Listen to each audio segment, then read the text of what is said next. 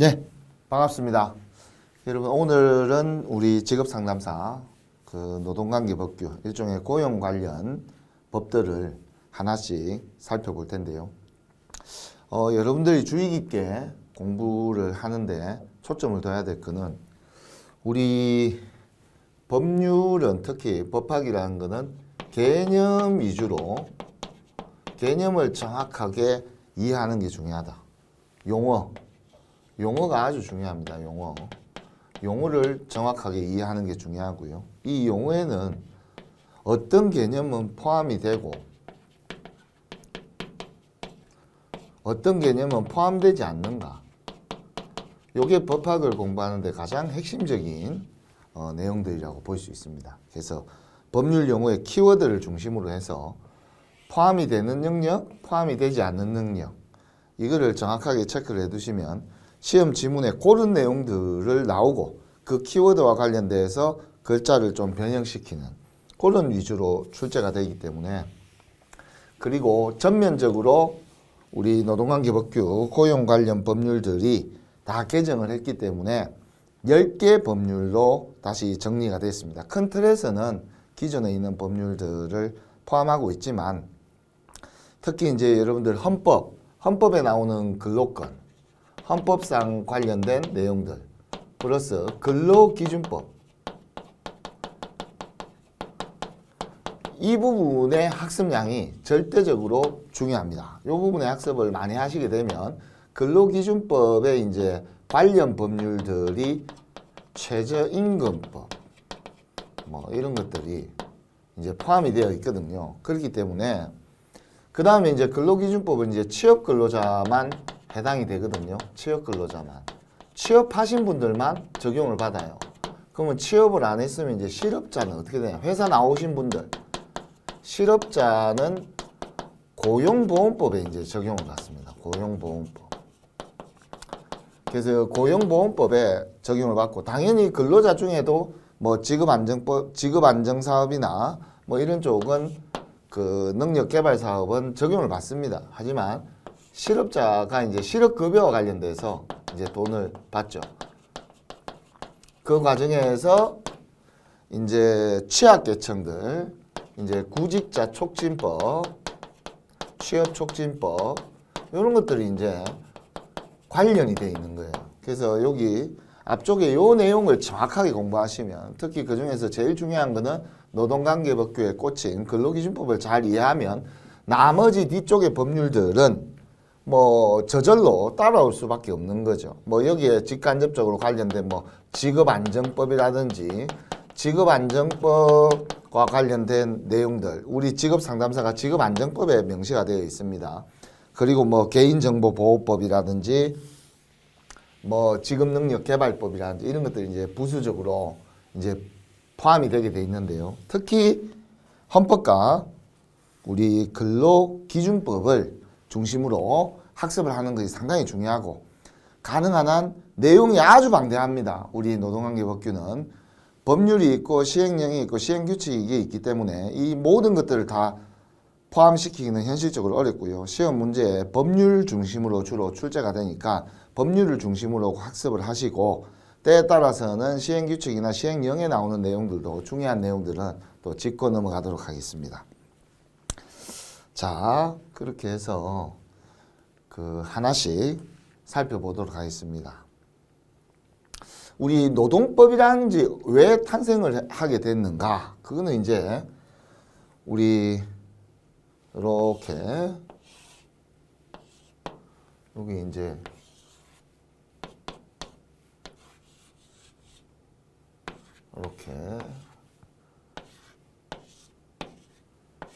이렇게 사람이 있어요. 그 사람이 있으면 이 이제 왕이죠. 일종의 왕. 왕은 누구냐? 사용자죠. 사용자는 지시하고 명령하고 감독하는 사람이에요. 이 사람은. 그럼 누군가가 지시하고 명령하고 감독하는 사람이라면 그 옆에 있겠죠. 맞습니다. 맞고요. 예. 이렇게 따를 사람이 필요한 거예요. 따를 사람. 따를 종을 써죠. 따를 종. 요 종자라는 게 따를 종이에요. 식당에 가서 친구들한테 얘기하잖아요. 야, 물 한 잔 따라봐라. 야, 내가 네 종이가. 따를 종, 따를 종. 이 근로자예요, 근로자. 사용자. 사용자와 근로자의 관계를 우리는 사용자의 지시명령 감독을 따르는 관계다 라고 해서 사용종속 관계라고 이야기를 합니다. 사용자와 근로자의 특수한 관계를 얘기하는 거예요. 그러면 누가 우월적인 지위를 가지고 있다? 이 사용자가 우월적인 지위를 가지고 있습니다. 근로자는 당연히 불리하고 좀 여리한 그런 지위를 가질 수밖에 없다. 그런 관계라는 거죠. 애초부터. 그렇기 때문에 사용자적 관점으로 보면은 이해하기 어렵다는 거죠. 이 노동관계, 특히 노사관계 또는 사용자와 근로자의 관계를. 그래서 이렇게 이제 계단을 만들어 놓은 거죠.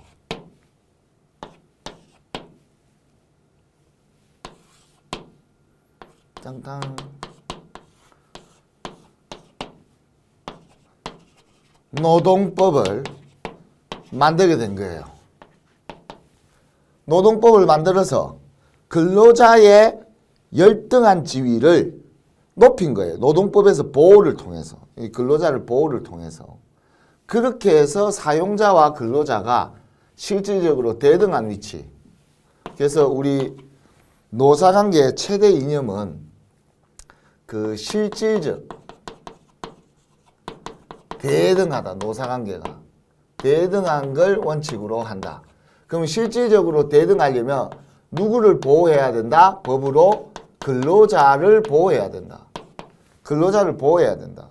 근로자를 이렇게 보호를 해야 법적으로 권위를, 이게 그 우월적인 지위들을 근로자에게 추가적으로 이렇게 확보를 시켜줘야만이 실질적으로 노사가 대등한 위치에 오게 돼 있다. 요게 근로기준법, 헌법, 뭐 이런 노사관계 모든 법률에, 우리 노동관계법규, 고용관련 법률의 최대 이념입니다. 요 패러다임을 가져야 된다. 요 패러다임을. 요게 가장 중요한 마인드다. 이 마인드를 가져야 돼요. 그럼 어떤 법적 분쟁이 발생을 하면 근로자를 보호하는 데 초점을 맞추는 해석이 정확한 해석이 될 수가 있다. 그래서 근로자의 생존권을 보장하고 기업이 발전하기 위해서 노사가, 즉 노동자, 근로자와 사용자가 자치라는 말은 스스로 둘이 협력을 통해서 이런 것들을 실현해야 된다.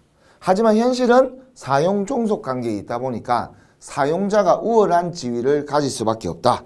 그래서 노동법이 이 근로자들을 보호해 줌으로써 노사가 실질적인 대등의 어떤 지위를 가지게 되었다. 이렇게 이해를 하시면 되겠습니다.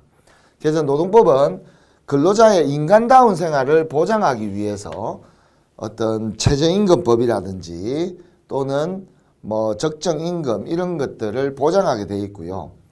근대시민법의 원리를 수정했다. 이거 아주 중요한 겁니다. 수정이란 글자. 부정이 아니에요. 이 글자 하나만 바꾸거든요. 수정이다. 수정. 수정.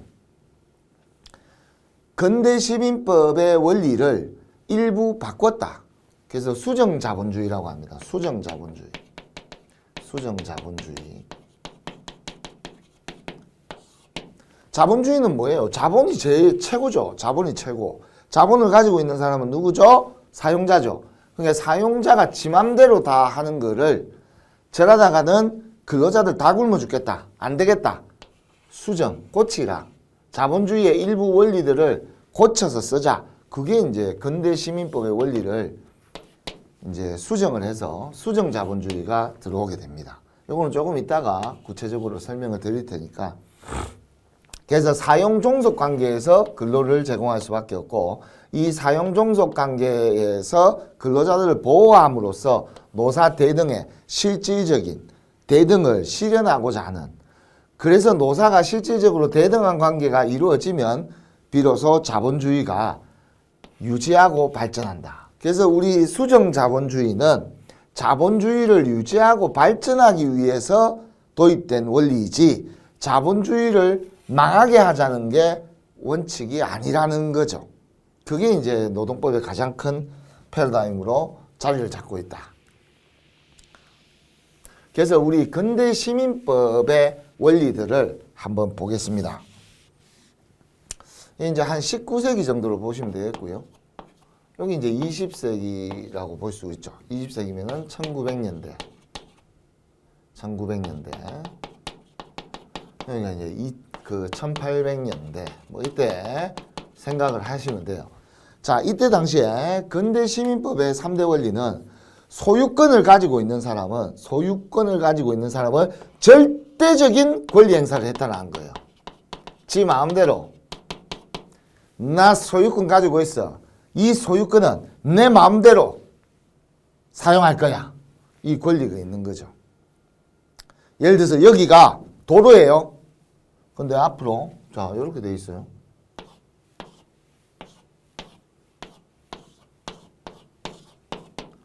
ABC가 있어요. 여기가 도로입니다. 도로인데 여기 이제 대문이 여기 있고요. 여기 있고 여기 있어요. 대문이. 여기는 이제 도로입니다. 이렇게 도로. 그래서 이렇게 이제 집에 들어가는 거예요. 퇴근해가지고 이제 이렇게 이제 들어가는 거예요. 근데 어느 날 B가 법원에서 등기부 등본을 떼니까 자기 땅이 이렇게 돼 있어요. 이렇게. 근데 실제 집은 이렇게만 돼 있거든요. 내 땅을 A와 C가 지금 무단으로 점거하고 있어요. 그러니까 바로 여기에 막아버렸어요. 이렇게. 시멘트로 다 막아버렸어요. 그래서 B는 대문을 이쪽으로 냈어요. 여기를 막고. 대문을 이쪽으로 내고. 여기를 막아버렸어요. 이거 내 땅인데 너 쓰지 마라. 그러면 A와 C는 어떻게 집에 가야 됩니까? 여기에 이제 사다리를 놓고 이렇게 막 가고 이렇다면. 왜? 소유권을 가지고 있는 사람은 절대적인 권리를 행사하더라도 뭐라고 할 수 없다. 소유권을 가진 사람은 누구죠? 사용자죠. 자본가들, 사용자. 사용자에게 절대적으로 유리한 그런 시민법의 원리들을 썼어요. 그리고 계약 자유의 원칙. 계약은 자유롭게 체결된다. 그러니까 예를 들어서 지금 올해 최저임금이 1030원입니까? 30원? 1030원. 1030원인데 최저임금이 너는 계약은 자유다. 그러면 너는 최저임금이 1030원 이거 필요 없다. 우리는 당사자가 합의를 보면 된다. 계약 자유의 원칙이라는 뜻은 당사자 합의를 얘기해요. 당사자가 합의를 봐서 우리는 5,000원에 계약하자. 5,000원에. 시급 5,000원. 당사자가 계약을 자유롭게 체결을 했다. 사인을 했다. 사용자 사인, 근로자 사인. 그러면 이거는 합법이란 뜻이에요. 계약 자유. 계약은 양 당사자가 합의로 자유롭게 체결이 됐으면 그건 합법이다. 그럼 사용자가 우월한 지위를 이용해서 근로자를 역으로 이용할 수 있겠죠. 그것도 다 합법으로 인정됐어요. 합법.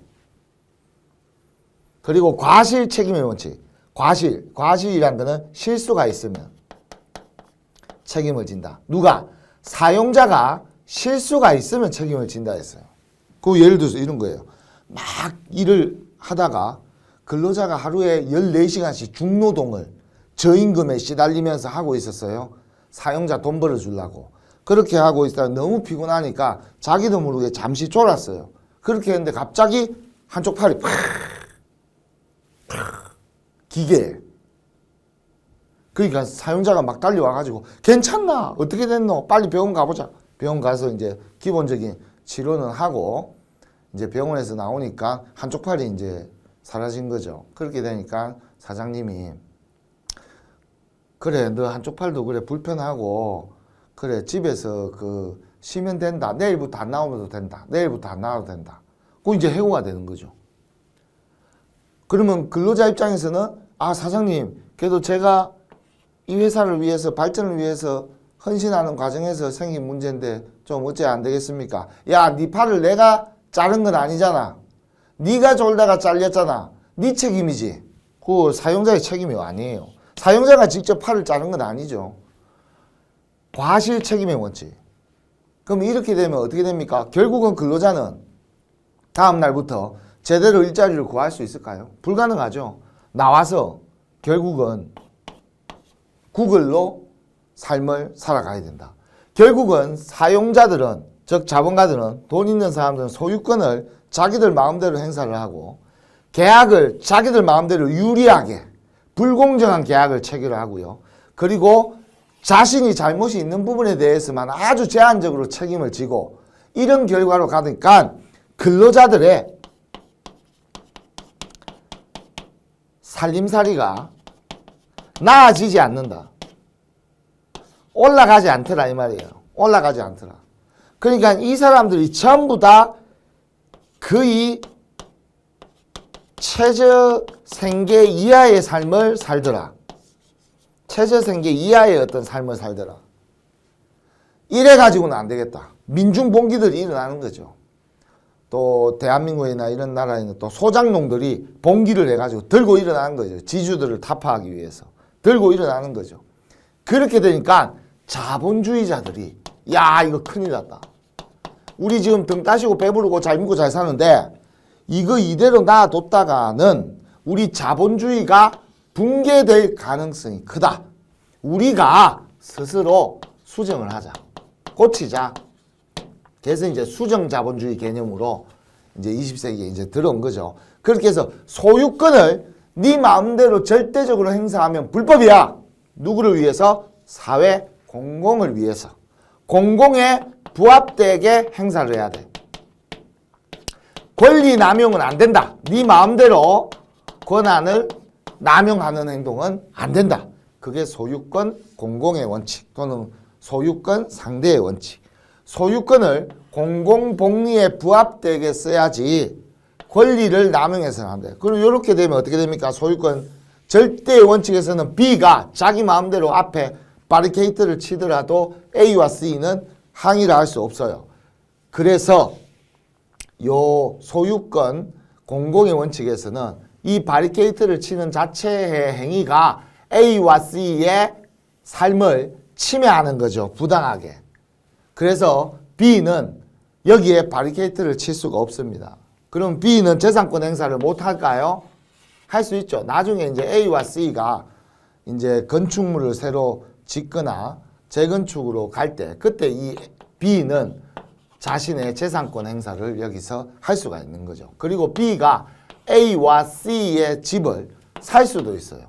그렇게 해서 자기의 재산권을 행사할 수 있고 또는 B가 자기가 가지고 있는 이 땅을 A와 C에게 매도를 해서 자신의 재산권을 행사할 수도 있습니다. 그게 사용자 마음대로 권리를 남용할 수 없다. 이렇게 바리케이트를 함부로 칠 수 없다.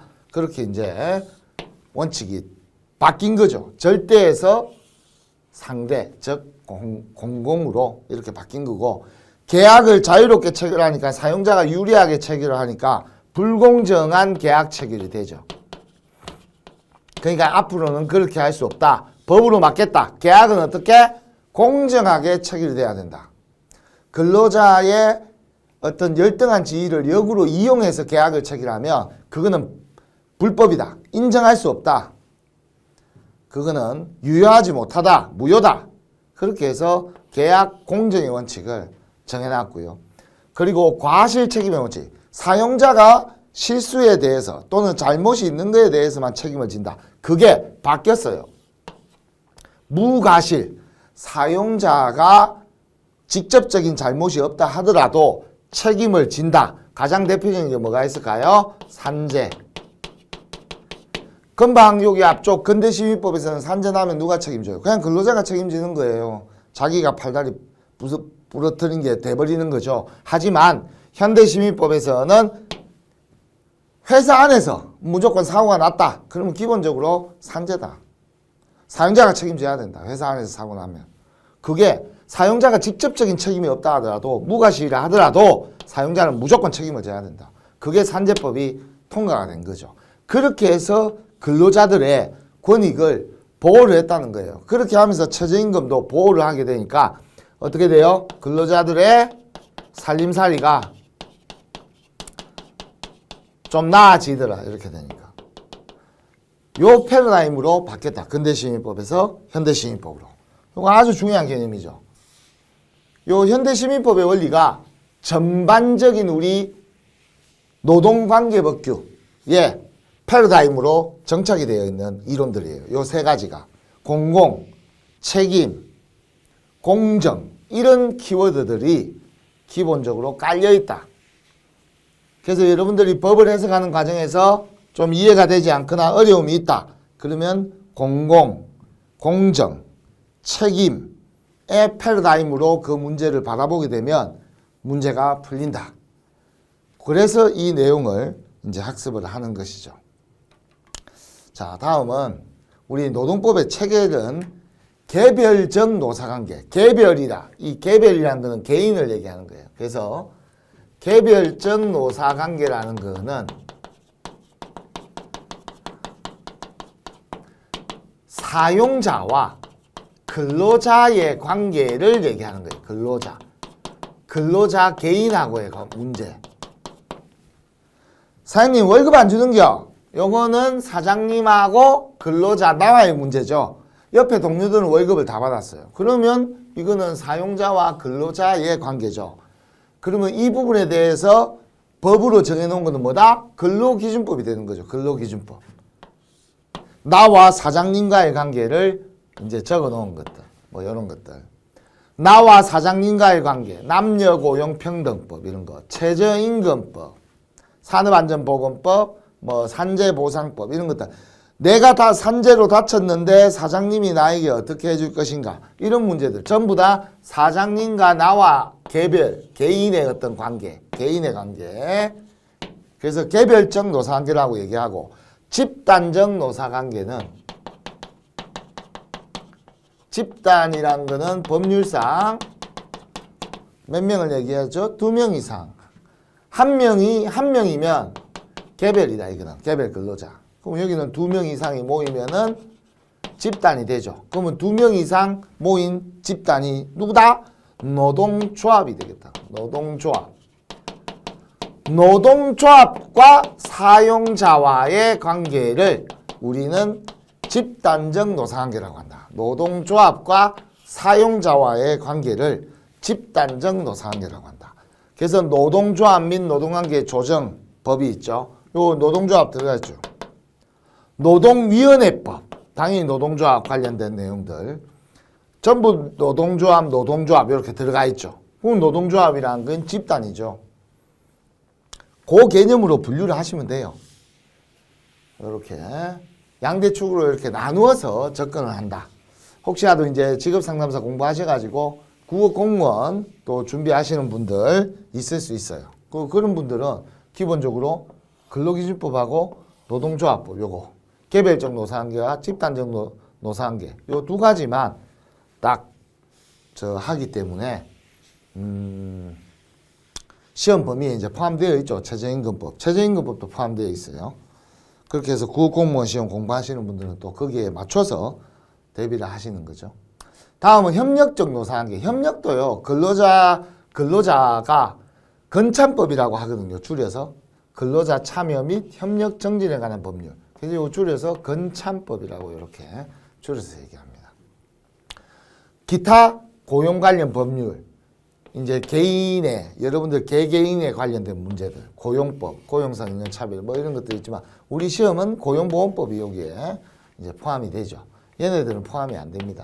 그래서 대부분 개별적 노사관계, 집단적 노사관계만 분류를 하시고 나머지 기타 고용과 관련된 법률들이 있다. 이렇게 이해를 하시면 이해가 쉽겠습니다.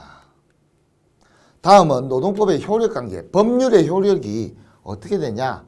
자, 먼저 하위법보다 상위법이 우선 적용한다. 그 말은 법률하고 헌법이 있으면 헌법이 상위법이다. 명령보다 법률이 상위법이다.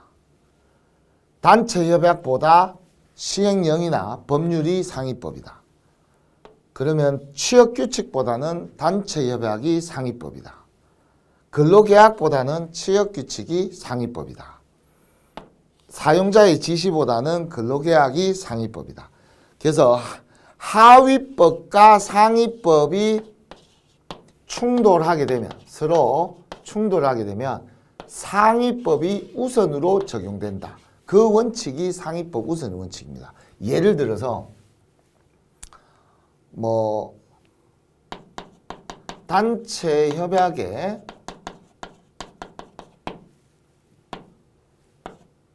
개인 장비 회사 지급이라고 돼 있어요. 회사가 지급한다라고 돼 있어요.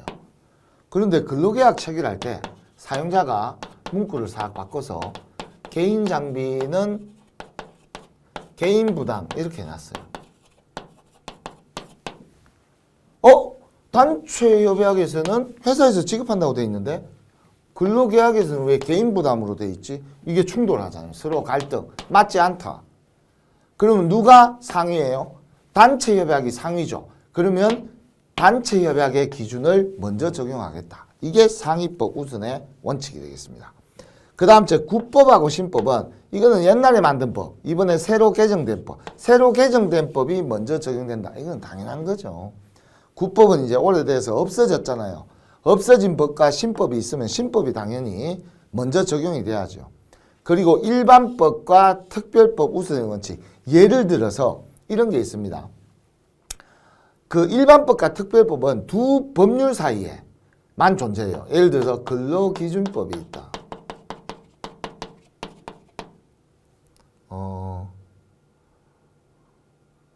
최저임금법 뭐 이렇게 있다. 최저임금법. 그러면 일반이라는 거는 말 그대로 일반적으로 그 법에 적용이 다 된다. 그럼 범위가 넓죠. 이거는 범위가 넓어요. 범위가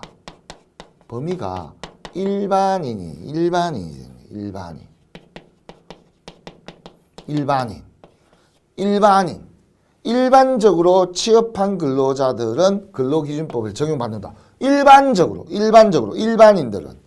하지만 특별법은 특정인 범위가 넓어요. 제한적이에요. 범위가 되게 제한적이죠.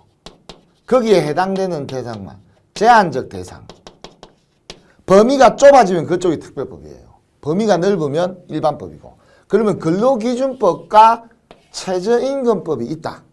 그러면 이 두 법률은 어떤 관계에 있는가를 판단할 때는 일반적으로 근로를 하는 사람들은 모든 사람들이 근로기준법을 적용받는다. 그럼 이 일반인들이 대다수가 적용을 받네요. 그러면 최저임금법은 최저임금을 지급받는 대상만 된다. 최저임금에 저촉되는 대상. 그러면 옛보다는 최저임금에 저촉되는 대상이 일부가 존재하겠죠. 범위가 좁겠죠. 예. 저촉되는 특정인들, 소수, 우리 사회적으로 되게 열등한 지위에 있는 분들, 요 분들만 해당이 된다. 최저임금법. 그러면 근로기준법은 일반법이고 최저임금법은 특별법이 된다. 그럼 이 둘의 관계에서는 최저임금법이 특별법이고 근로기준법이 일반법의 지위를 가지게 된다. 그럼 누가 먼저 적용된다? 최저임금법이 먼저 적용된다. 그러면 최저임금법에 없는 내용은 근로기준법이 나머지를 적용을 시킨다. 이런 뜻이에요. 충돌되는 부분은 특별법을 먼저 적용을 시키고 충돌이 안 되는 나머지는 일반법의 내용을 적용을 한다. 그게 바로 그 일반법과 특별법의 관계다. 이렇게 보시면 돼요. 그 다음에 이런 경우가 있습니다. 자, 요 문제 마지막 하이라이트. 단체 협약에 이렇게 체결이 되어 있어요. 대졸 신입사원은 월 300만 원을 지급한다. 이렇게 되어 있어요. 단체 협약에. 노동조합하고 체결을 했어요. 단체 협약에. 그런데 사용자가 근로계약을 체결할 때 홍길동이 너는 특별히 대조의 신입사원이지만 참 잘생기고 똑똑하고 우리 회사에서 일도 잘할 것 같아.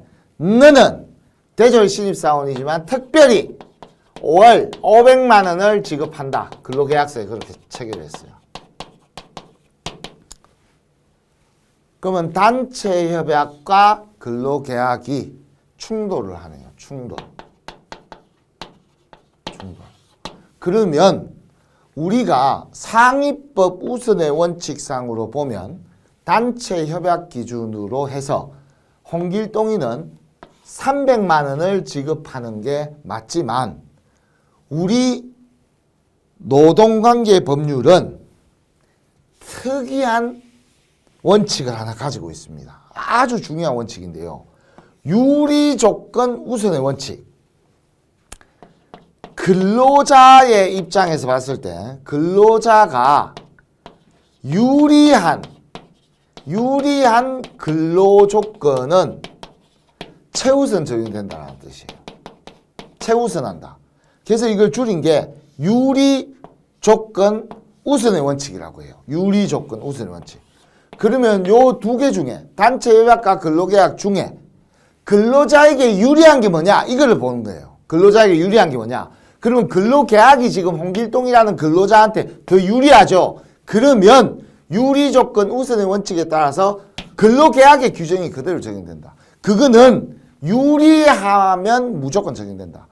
유리함이 없다면 단체협약이 먼저 적용돼야 되겠죠. 단체협약이 먼저 적용돼야 되겠죠. 그래서 우리 노동관계 법률은 법에서 정해놓은 것들은 어지간하면 하한선이라고 보시면 돼요. 하한선. 우리 근로조건은 향상을 하는 게 목적이거든요. 향상. 여기 근로조건에는 임금, 복리후생, 이런 것들이 다 포함되어 있습니다. 복리후생. 그럼 얘네들은 무조건 올라야 될 거 아니에요. 올라야 돼. 근로조건은 향상돼야 된다 이 말이에요. 그래서 법에서 정해놓은 것들은 전부 다 하한선이에요. 그럼 얘보다 무조건 높은 쪽은 무조건 유리조건 우선의 원칙의 관점에서 봤을 때는 합법적으로 봐야 되는 거죠. 요게 유리조건 우선의 원칙의 가장 큰 특징을 가지고 있는 우리 노동관계 법규에만 존재하는 원칙입니다. 유리조건 우선의 원칙. 유리한 근로조건은 근로자에게 유리한 근로조건은 최우선으로 적용한다. 요거를 알아두시고 잠시 쉬었다가 우리 다음 시간에 노동기본권을 한번 살펴보도록 하겠습니다. 네, 감사합니다.